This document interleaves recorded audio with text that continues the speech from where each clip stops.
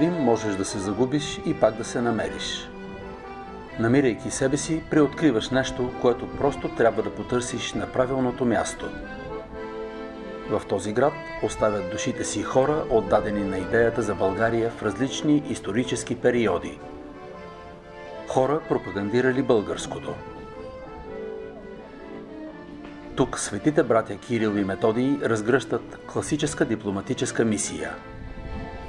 Векове по-късно делото им е подето от високопоставените католически свещеници Петър Парчевич, Петър Богдан, Филип Станиславов.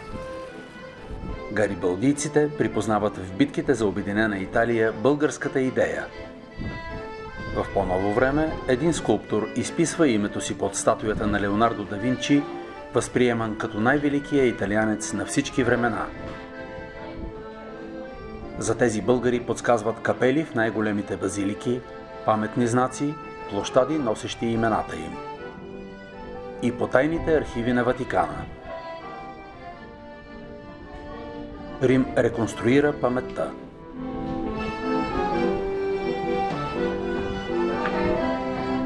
Тая връзка между българския корен като фундамент за славянската част на Европа и римския, латинския корен, италианския корен като романска част на Европа, обединен през Константин Кирил Философ. След това продължен през вековете и от книжовници, и от църковни дейци, но и от такива своего рода дипломати на българската кауза, които са и Петър Богдан Бакшев. Т.е. извън църковни деятели, извън книжовници, те са дипломати, неформални дипломати на българската кауза. В самото сърце на Европа. Рим се възприема като естествената стара столица на Стара Европа.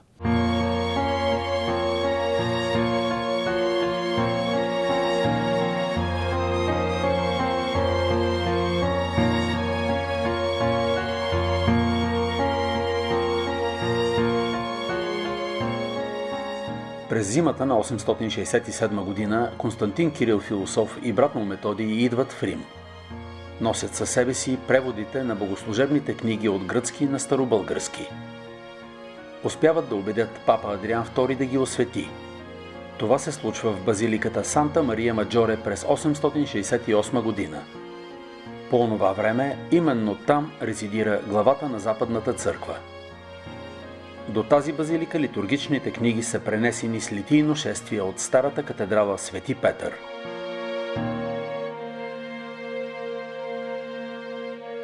Задълбоченият прочит на историята насочва към венецианския диспут.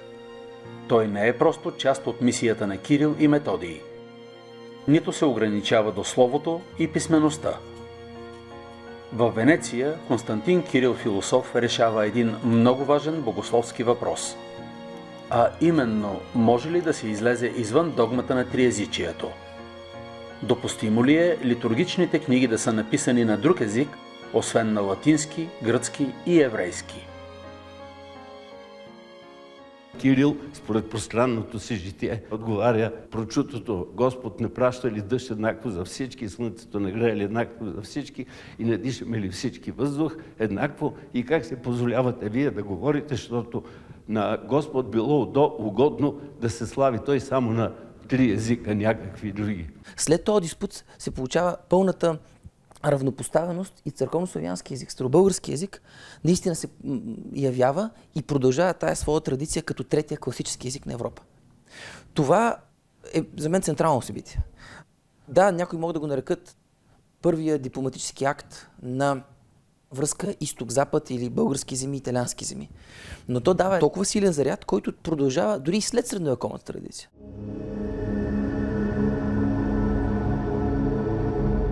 В днешно време няколко нации предявяват претенции към светите братя. Поставят свои паметни знаци в криптата на базиликата Сан Клементе, където е погребан Константин Кирил Философ. Връщане с 12 века назад дава яснота за принадлежността им. Филологическия анализ подсказва на какъв език светите братя превеждат от гръцки литургическите книги. Когато превеждаш от своя език на един чужд език, ти непременно ще допуснеш някои грешки, които ще направят този текст неканоничен, неприемлив от църквата. Следователно, те са превеждали от чуждия гръцки който им е бил почти като роден, защото са израснали в Византийската империя, където високопоставените и учените хора е трябвало задължително да знаят отлично гръцки, на български език.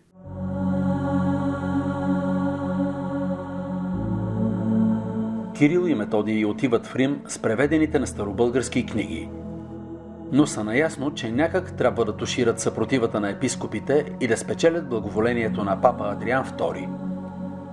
Преди да стъпят във Вечния град, те успяват да вземат от Херсон мощите на свети Климент. Отнасят ги в Рим. Това се приема като брилянтен дипломатически ход. Папските двери се отварят пред тях. Когато папа Адриан ги вика в Рим да дават обяснение за делата си, те не влизат като виновни в Рим, като обвиняеми. Те влизат тържествено, носейки останките на папа Климент Римски, най-светия папа в католическата църква, първия голям католически папа. Кирил, който е бил една изключително ерудирана личност и е знаел много добре какъв дар да бъде донесен на папата, знаел е много добре, че носейки мощите на един светец като свети Климент, каквото и да поиска от папата, той е можел да го получи. В базиликата Сан Климент, където е погребан Кирил, има един стенопис, който показва тържественото, триумфалното посрещане на Кирил и Методий и техните ученици в Рим от папа Адриан II. И тогава получават това, което искат – разрешение на своето дело. Да проповядват Божието Слово на български език сред останалите славянски народи. Така че, очевидно, Кирил е извършил изключително сложна и полезна дипломатическа дейност.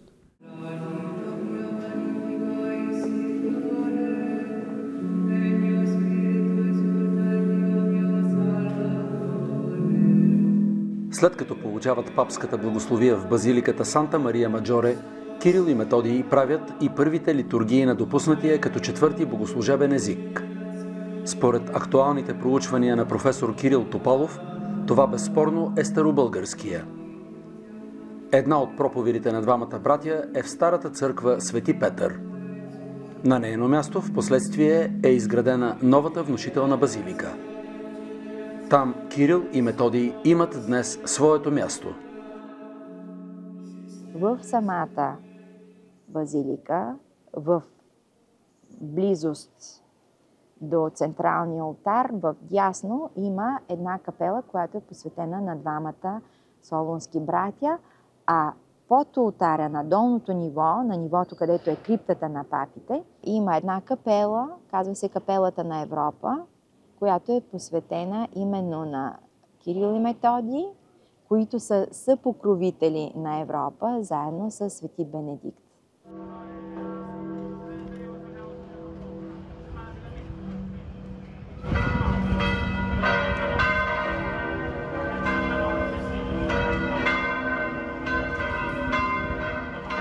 В Рим Кирил и Методий живеят в Санта Праседе. Малък манастир със скромна за мащабите на града църква. Тя е на 100 метра от папската базилика Санта Мария Маджоре. Предполага се, че двамата са настанени на това място, за да бъдат под наблюдение. Тази църквица е на една крачка разстояние и тя е била нещо като място за престой на византийски духовници. Там са звучели гласовете на Кирил и Методий. Със сигурност те са прекарали там няколко години. Там са изпълнявали своя ритуал, там своите служби са изпълнявали.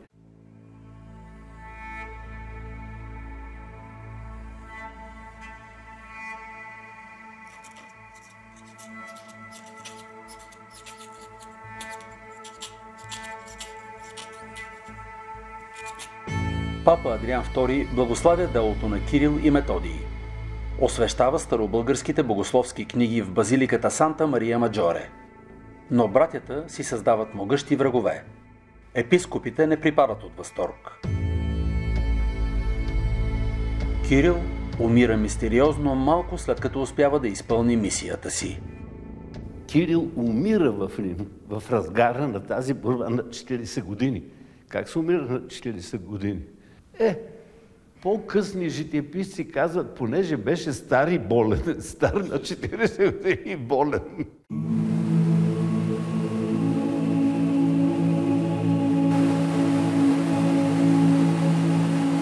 След началото на 15 век България практически не съществува, но спомена за връзката с Рим остава.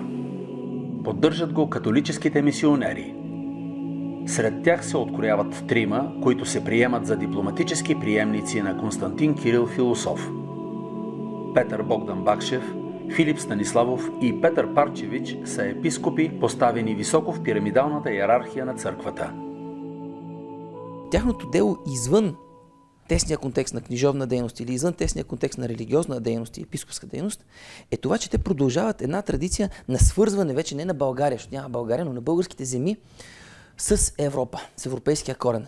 Там, където е продължила тази тенденция от 14 век на разчупването на средновековната схоластика, на Ренесанса, този, който на изток тогава е наречен палеологов Ренесанс, а на запад е свързан с Данте, но на изток спира заради османското нашествие, а на запад продължава именно в Италия, тая връзка на българските католици, на българските мисионери всъщност прокарва не само католическата вяра. Извън религиозния сегмент, те са пряката връзка с европейската традиция и с ренесансовите, а след това и просвещенски достижения, които само в следващото 18 столетие пък ще заразят умовете не само на италианските градове държави или италианските проповедници, но на цяла Европа.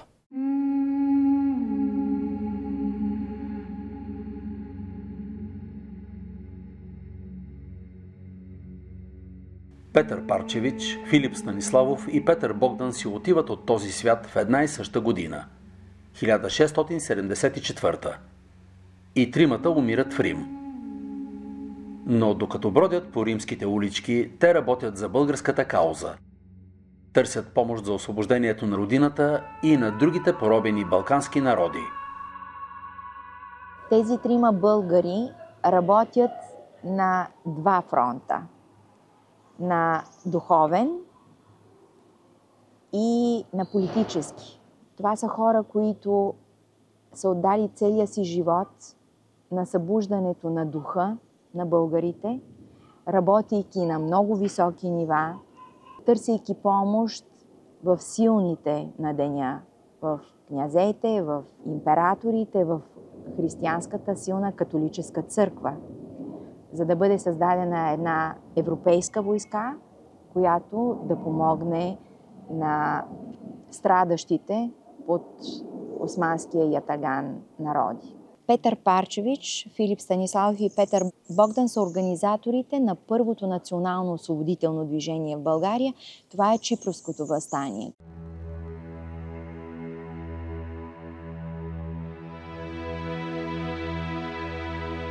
Манастирът Сан Андреа деле Фрате е запечатал следите на Петър Парчевич. Той отсяда тук при престоя си в Рим. От килията си шепне молитви за България и планира дипломатическите си ходове. Петър Парчевич не е просто католически свещеник. Високия му ранг му отваря много врати. Той се среща с благородници от водещите европейски монархии. Разказва им за тежкото положение на поробените българи. Лобира пред католическия Запад за свободата. И това му коства живота. Умира мистериозно, докато чака да бъде прият от папата в сградата на пропаганда Фиде, съвсем близо до манастира Сан Андреа деле Фрате. Преди да дойде в Рим, той е в Виена. Тръгва от Виена с цел да се срещне с папата, за да говори за положението на Балканите. В Виена обаче той има врагове.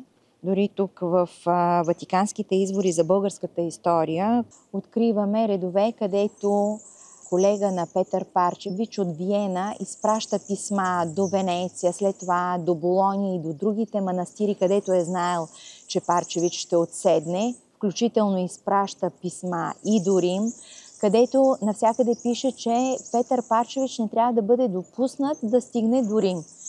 Но Парчевич, като една риба, успява да се измъкне и да стигне до Рим. Отсяда тук, именно в манастира Сант Андре деле Фрате. Трябвало е да се срещне с папата. Той стига до тук. В съседство до самата църква се намира и сградата на пропаганда Фиде, където се помещава всъщност Светата конгрегация. Трябвало е да проведе много важни срещи и разговори, но за съжаление той умира 1674 година.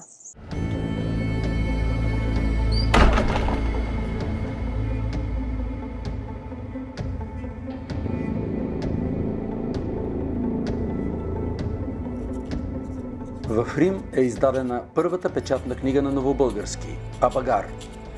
Пише я Филип Станиславов. От този молитвеник са запазени едва 17 екземпляра.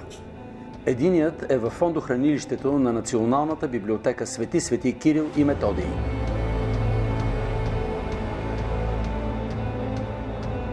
В печатницата на Ватикана Петър Богдан Бакшев издава първата история на България почти век преди Паисий да напише своята история славяно-българская. В своя труд католическият мисионер пише: Мен ме роди българската земя. И сега, макар и грохнал от старост, единствено мисълта за родината ме крепи, като разпадащ се кораб след дълги странствания по морета и океани. Една история пълна наистина с много любов към България.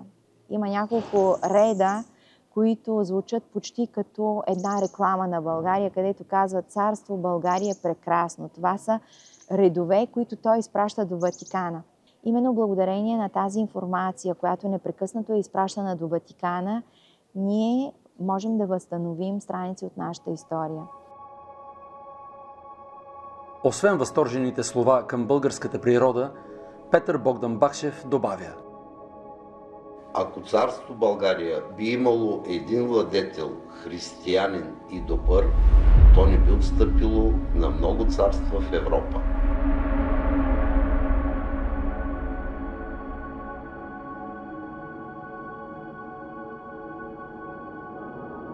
Изследователите откриват общи елементи в италианския ренесанс и българското възраждане. Апенините са разпокъсани. България е под османско робство. Общата мечта е за оттърсване от зависимостите и за национално обединение. В този период се откроява митичната фигура на Джузепе Гарибалди. Гарибалди се образува като архетип, като модел. Защото той прави това, което и Раковски вярва, в което след това и Левски ще тръгне да изгражда, а именно обща мрежа. Този патос заразява и идеите на легиите на Раковски, и идеите за комитетската мрежа на Левски. Гарибалдийското движение, гарибалдийското действие е именно такова. То е преди всичко емоционално. Поради тази причина то увлича българите не през италианската кауза, а през споделената емоция.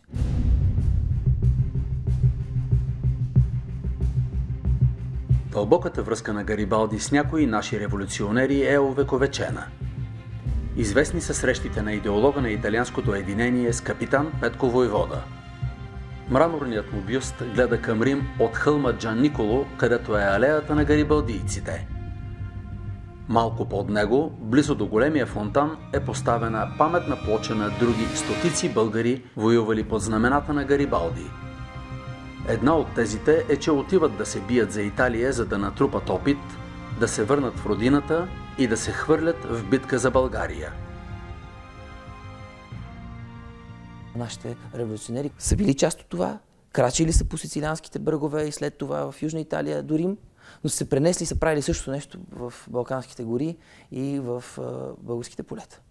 Със същия патос. В този смисъл, според мен, връзката и прехода и идеен, но и чисто като опит, боен е абсолютно пряк. И несъмнен. Георги Раковски, някои го причисляват задочно към гарибалдийците. Няма сведения той да се е срещал с Гарибалди лично, но пък Георги Раковски създава своя пръв план за освобождението на България, който е едно към едно планът на Гарибалди от онази епоха. 1861 година той прави и първата стъпка, Раковски, за осъществяването на този план чрез българската легия. Първата българска легия в Белград. Това е все едно реплика на легиите на Гарибалди, които той е създавал в Италия. Разбира се, че българите, които са участвали лично в боевете в Италия, след това принасят бойния опит в революционното движение в България.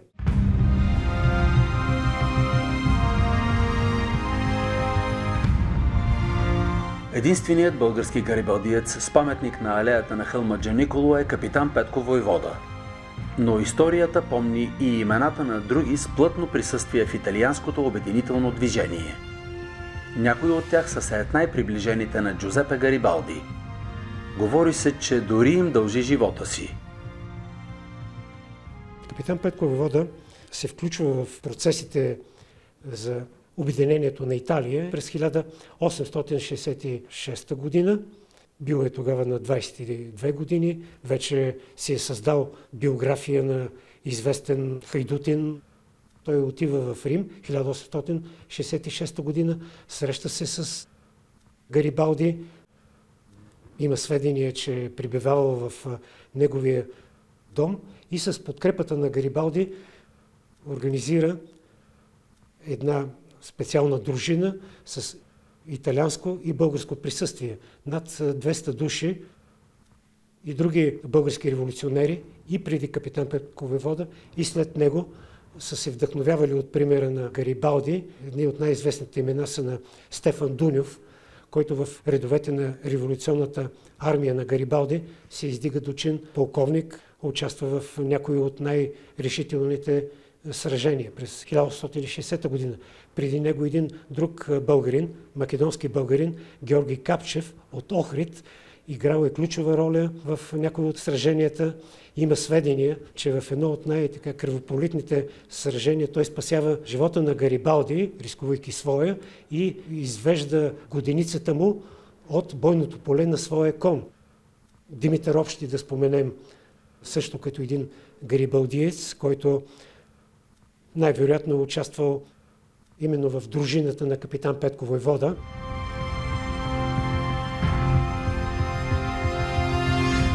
Лудите глави, които се вливат в отрядите на Гарибалди, са сравнително известни. Сред тях е и един български художник. Димитър Добрович не е точно боец, но след себе си оставя българска диря в италианската история. Той е един от онези маркирани някак анонимно на паметната плоча, посветена на българските гарибалдийци. Той заминава за Сицилия за 3 месеца, където се бие под знамената на Гарибалди. Там му дават и специалната задача да рисува униформи на различните гарибалдийски отряди. Тези акварели, които той е правил, се съхраняват в Викторианския комплекс на последния етаж. Там е архива на гарибалдийците.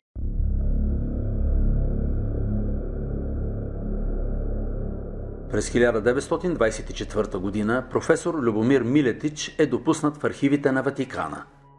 Открива данни, които го насочват към базиликата Сан Клементе, в която се пази частица от мощите на Константин Кирил Философ. Намира криптата в окаяно състояние. Само фрагмент от стенопис подсказва за гроба на свети Кирил. Изследователите предполагат, че той е зографисан в долната лява част с книга в ръка. За да възроди паметта, професор Милетич слага началото на честванията за Кирил и Методий в Рим. На професор Любомир Милетич му хрумва щастливата идея да създаде една организация и да осъществи първото българско честване на Кирил и Методий в Рим, в базиликата Сан Клементе, в криптата, където по-късно вече окончателно е идентифициран гробът на Константин Кирил Философ. Вече в по-късно време, през 1965 година, бяха намерени останка от неговите мощи, загубени още през 18 век, когато Наполеоновите войски превземат Рим, ограбват го и тогава изчезват и мощите на свети Кирил.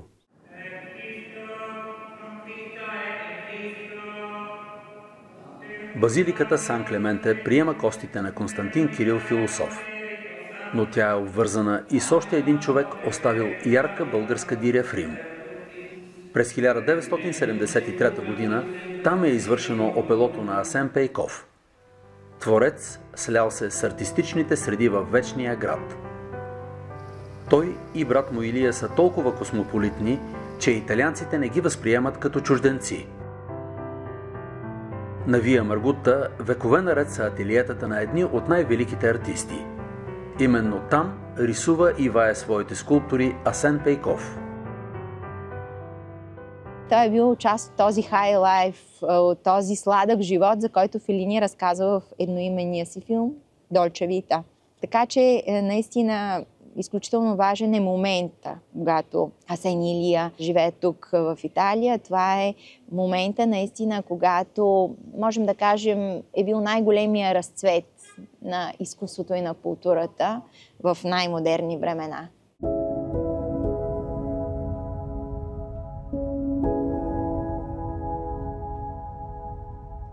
Хората се губят в значимостта на императори, папи, писатели, художници, скулптори.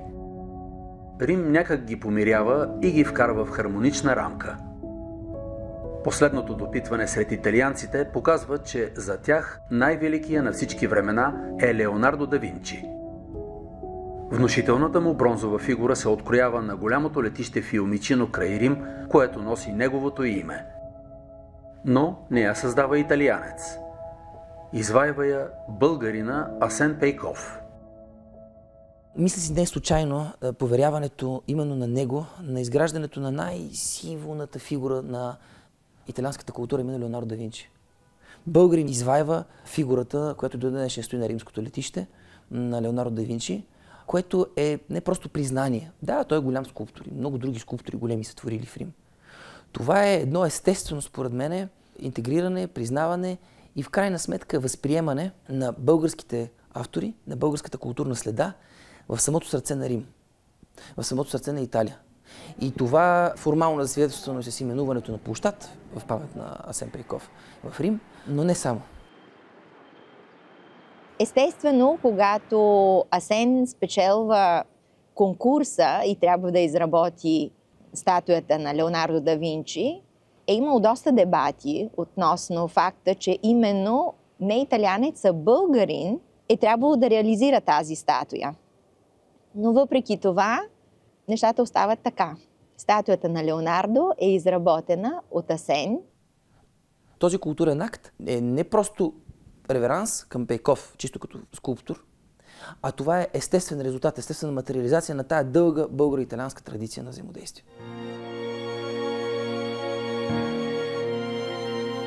Всеки оставя част от себе си в Рим и заживява с усещането, че следите му са незаличими. Но в паметта са само тези, които са направили нещо без да копнеят за вечността. Това е много интересен момент, как от високата дипломация на културно-историческото наследство на Светите братия преминаваме през църковната дипломация на Парчевич, Петър Богдан Бакшев, Станиславов. Това преминава в 19 век и се разтваря в една симбиоза на българо-италиански романтизъм. Българо-славянския корен, който независимо дали е през средновековната българска държава и нейното величие, или е след това през българската неформална дипломация на католиците, или след това е пък през българския революционен дух, а след това и през българското културно майсторство, успява да намери естествена своя почва в Италия, не толкова заради общи културни белези, но поради обща историческа съдба. Романтична връзка, маркирана от хора, отдали живота си дори в буквалния смисъл за една привидно далечна страна. Но само привидно.